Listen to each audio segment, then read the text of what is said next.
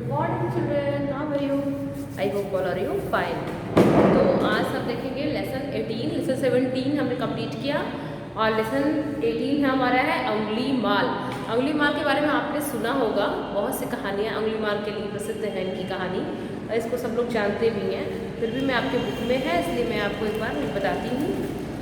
प्राचीन काले कौशल देशे अंगुलीमाला नाम को अपि दस्यु वसते स्म। प्राचीन काल में बहुत पहले अंगुलीमाल नाम का कोई दुष्ट डाकू रहता था। तेन जना प्रजा च बहुभीता आसन, जिससे प्रजा जो थी, लोग जो थे वहाँ के, वो बहुत डरे हुए रहते थे, बहुत डर के रहते थे।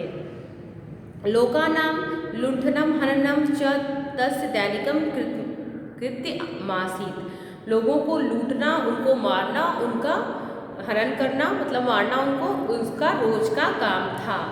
असौ यानम हंति तेषाम अंगुलियां स्मृति रूपम छित्त्वा ताभिमाला विरच्य कंठे च अधारयत्। वो जिसे मारता था उसकी उंगलियां काटकर उसकी माला पहन लेता था। अनेन कारणेन तस्य अंगुलीमाला इति नाम विख्यात बहुवा। इसी कारण से उसका नाम अंगुलीमाल पड़ा। एक अंगुलीमाल नाम का दुष्ट डाकू था जो लोगों को मारता था, उनको लूटता था और जब वो जिस भी इंसान को मारता था उसकी उंगलियां काट के उसकी माला पहन लेता था गले में उंगलियों की, इस वजह से उसका नाम अंगुलीमाल पड़ा। अंगुलीमालस्य दुष्कृत्य प्रजा अतीव दुखिता आसीत्। अंगुलीमाल के इस दुष्टता से प्रजा बहुत रुष्ट थी, बहुत दुखी थी। राजा प्रसेनजीत तो अस्य क्रूर कृत्येन विषम कष्टम प्राप्त, और राजा प्रसेनजीत तो इसके इस क्रूर कर्तव्य जो कार्य था उससे बहुत दुखी थे। प्रसेनजीत तस्य निग्रहेत बहुप्राय प्राप्त सैन्यबलं च प्रेष्यत परं तदापि सफलता न प्राप्त। प्रसेनजीत तो बहुत ही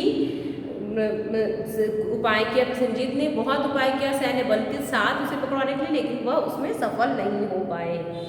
भगवता बुद्धस्य शिष्य प्रसेनजीतस्य तद्विषये बुद्धं निवेदयत्। इस भगवान बुद्ध के शिष्य थे प्रसेनजीत और इस विषय में उन्होंने भगवान बुद्ध से प्रार्थना की, अंगुलीमाल के बारे में बताया।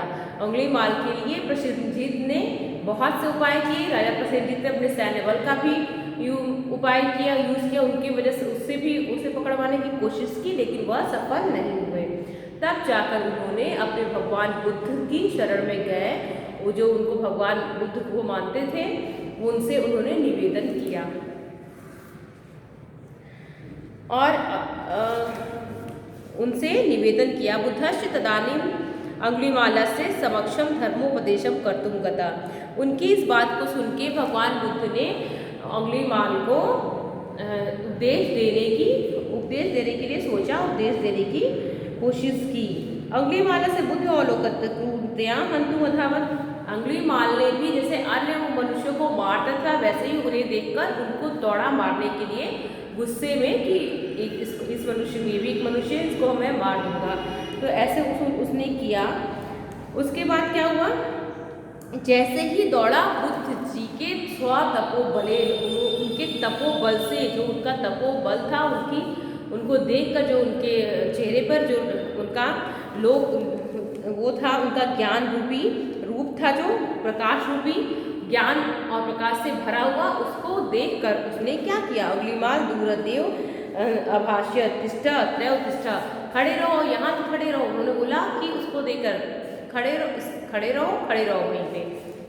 तब क्या हुआ, करुण स्वरणे बुद्धो वाचा, करुण स्वर में बुद्ध जी ने कहा, और अहम तिष्ठामि किंतु त्वं कदा स्थितासि, मैं तो खड़ा रहूँगा पर तुम कहाँ रहोगे। स करुण स्वरेण करुणाद्रभावम विलोक्यम चकितो अभय। उसने उनके करुण स्वर को और करुण भाव को देखकर चकित रह गया कि ये कौन से मनुष्य हैं जो मैं इनके सामने कुछ बोल ही नहीं पा रहा हूँ, एकदम आश्चर्यचकित रह गया उनको देखकर। पुनश्च बुद्ध से समक्ष बुद्ध, और फिर से वह भगवान बुद्ध के सामने झुक गया, ऐसे तुरंत झुक गया। बुद्धस्य धर्मस्य परहितस्य प्रेरणा कस्याश्च शिक्षाम तस्मै औदत्, और उन्होंने बुद्ध जी ने उन्हें दूसरों का परहित से प्रेरणा, दोनों दूसरे लोगों का हित करने के लिए उन्हें उसे ज्ञान दिया और ज्ञान किस और करुणा मन में लाने की शिक्षा दी। बुद्धस्य उपदेश प्रभावात अंगुलीमाला से अंधकार अज्ञान अंधकारम नष्ट जाता। बुद्ध जी के प्रभाव से, उनके जो ज्ञान के प्रभाव से उसका अंधकार रूपी जो अहंकार था वो अज्ञान का अंधकार नष्ट हो गया। स अंगुली नाम माला चित्वाम खड़म प्राप्ति प्राक्षिपत, उसने उंगलियों की सी माला निकाल कर फेंक दिया। स परपीटम हिंसाम च परित्यज्य दया भावम प्राप्नोत, उसने दूसरों को दुख देने न देने का निर्णय किया। सा बुद्ध से शिष्यवत, और वो भगवान बुद्ध का शिष्य हो गया।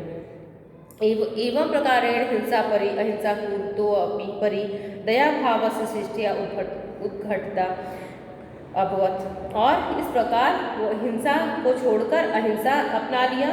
क्रूरता से उसके अंदर दया भावना आ गई और वह एक अच्छा इंसान बन गया और भगवान बुद्ध की शरण में आ गया। ये अंगुलीमाल की कहानी है। आपने ऐसे सुनी भी होगी कि भगवान बुद्ध के उपदेश से अंगुलीमाल बिल्कुल बदल गया और उसने अहिंसा ग्रहण की।